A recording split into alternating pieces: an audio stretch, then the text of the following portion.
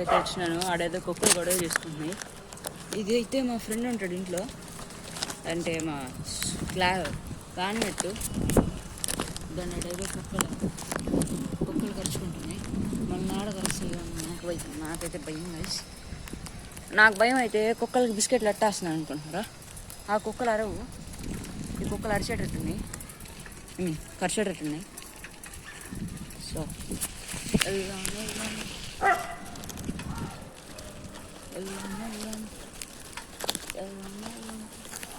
కుక్కలకి బిస్కెట్లు వేద్దాం. కుక్కలకి బిస్కెట్లు వేద్దాం.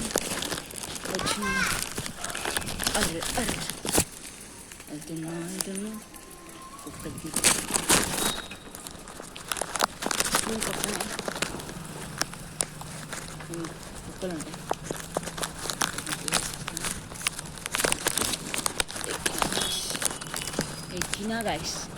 ఎక్కినా గైస్ అమ్మయ్య వచ్చేసిన.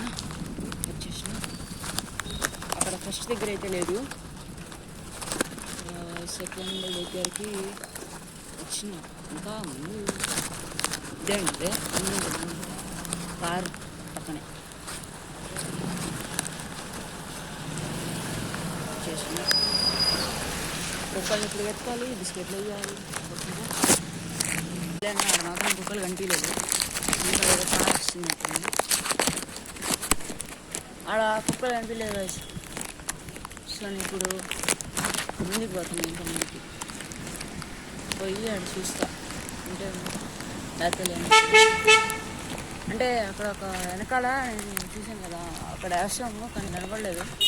సో ఇప్పుడు ఏం చేయాలో తెలుసు, వేరే దగ్గరికి పోవాలి. అంటే మళ్ళీ దిగుదాం. పోతాం. కుక్కలకి బిస్కెట్లు వేద్దాం.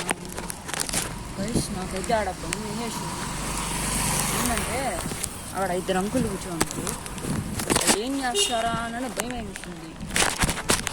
ఐస్ నా ఫ్యాక్టరీ చంపుతా ఉంటే కుక్కలకి బిస్కెట్లు వేస్తామా అని అడిగారు.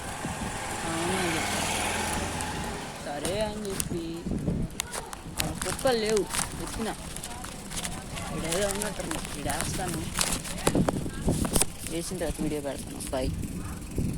ఇదో మమ్మీ కుక్కలు వేసిన వాటికి, అదే బిస్కెట్లు వేసిన, తింటున్నాయి. అవి డైలీ వేయము. సరే ఇంకా ముందుకు పోవాలి.